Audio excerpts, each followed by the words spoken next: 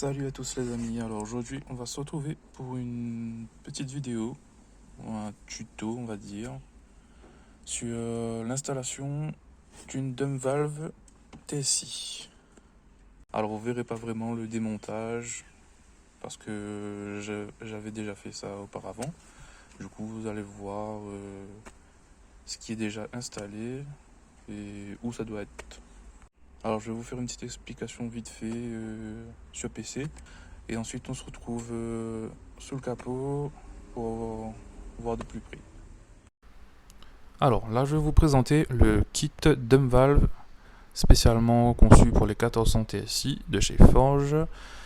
Alors là vous avez la dumb valve, couleur alu ou noir, suivant ce que vous voulez. Moi j'ai le noir, vous verrez ça tout à l'heure sur la voiture.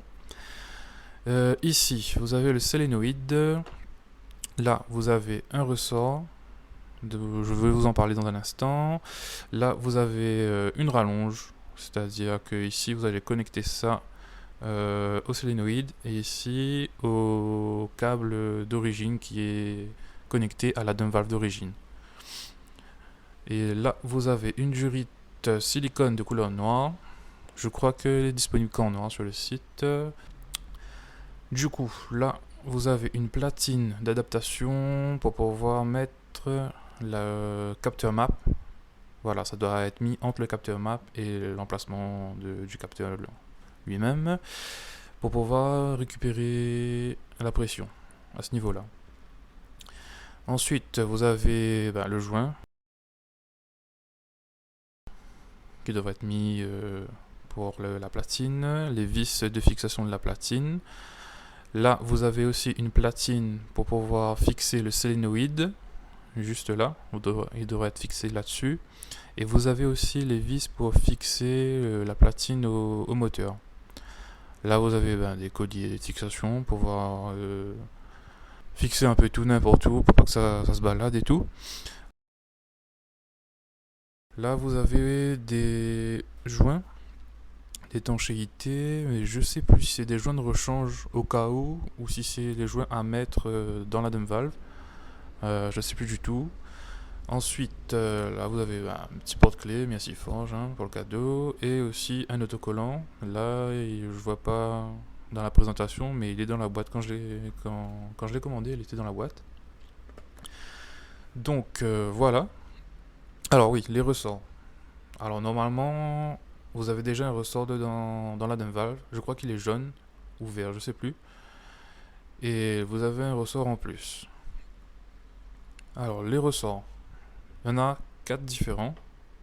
Alors vous avez déjà 2 fournis avec le kit, mais vous pouvez commander avec un kit supplémentaire de 4 ressorts si jamais celui que vous avez besoin n'est pas dedans le kit. Je crois qu'il a 35 €. Donc vous avez le vert qui prend une pression de 0,3 à 1,03 bar, le jaune de 1,03 à 1,53 bar, et le bleu, comme vous pouvez le lire ensuite, et tout, le rouge. Alors, c'est-à-dire que moi, j'ai une pression de 1,4 bar, si je ne me trompe pas. Donc, j'ai mis le ressort jaune. C'est-à-dire que si vous avez une pression comme moi de 1,4 bar et que vous mettez le ressort vert, la dumb valve va s'ouvrir plus tôt. Donc, c'est pas conseillé. Après, si vous mettez un ressort plus dur, c'est-à-dire que en fonction de la couleur, le tarage il est plus ferme ou plus dur. Si vous mettez un ressort plus dur, ça va s'ouvrir très peu. Après, ça joue aussi au niveau du bruit de la dumb valve. Enfin, voilà, vous avez des dumb valves à recirculation externe ou interne. L'externe, c'est pour faire le psh phénoménal là. Ou sinon, interne, on entend un léger bruit, mais pas grand chose. Ensuite, vous avez ce petit bidule. Alors, c'est une platine d'adaptation que vous allez mettre entre la dumb valve d'origine et son emplacement. Lui, il va vous permettre de juste faire le psh, voilà, sans vouloir installer tout le kit complet que je vous ai montré avant. Alors ça se monte sur les véhicules d'origine, c'est-à-dire que si vous comptez pas faire de reprog ou quoi que ce soit, vous pouvez mettre ça.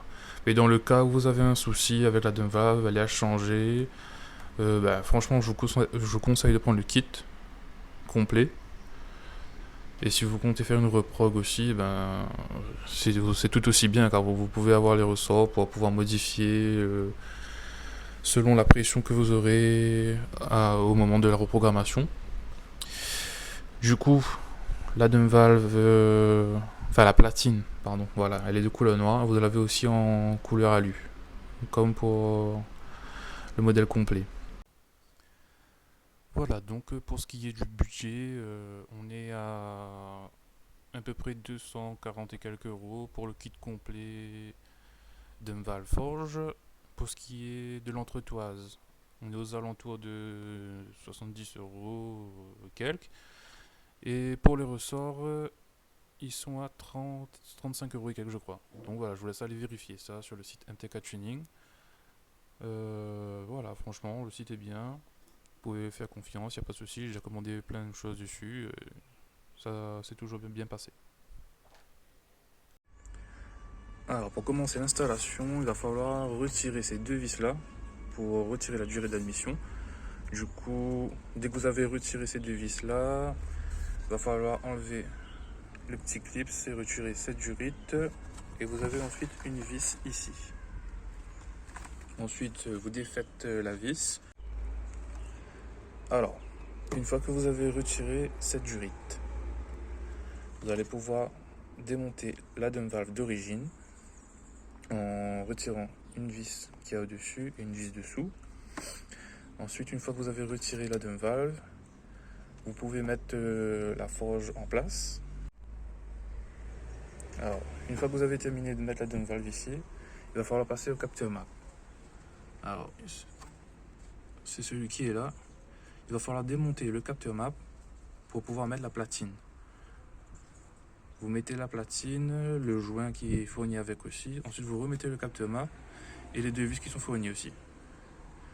Ensuite, il va falloir faire l'installation du solénoïde. Il est juste là. Ici, vous avez la petite platine qui est fournie avec le kit. Comme vous pouvez le voir, il est fixé sur l'attache du moteur, là, juste là. Donc, il est placé comme ça. Vous avez une sortie ici, une sortie là et une en dessous. Celle du dessous, elle va directement derrière sur la platine qui vient sur le capteur map.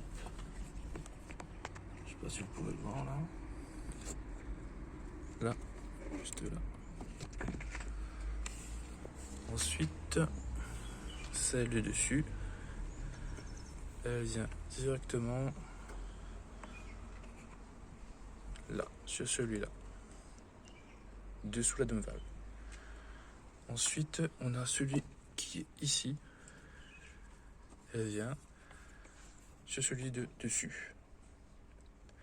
Après, vous avez la connexion électrique là, qui reprend la connexion d'origine de la dump valve. Et vous avez une petite rallonge fournie avec pour pouvoir arriver jusqu'à là. Donc voilà, ça c'est l'installation pour le kit dump valve spécial TSI. Après, vous avez l'entretoise. Ça se met juste entre la dump valve d'origine et ici. Alors l'entretoise c'est bien si tu veux rester d'origine, juste pour faire le bruit et tout. Moi j'ai mis la spéciale TSI parce qu'on peut changer de ressort à l'intérieur pour voir suivant la pression qu'il y a au turbo. Du coup c'est pour ça que j'ai mis, parce que je comptais pas rester d'origine à la base. Donc c'est pour ça que c'est mieux de mettre une dump valve qu'on puisse régler en fait. Et pour ceux qui se poseraient la question sur cette durite rose là, en fait c'est la durite du manomètre. Il faut venir la prendre ici pour voir la pression sur le mano là-bas.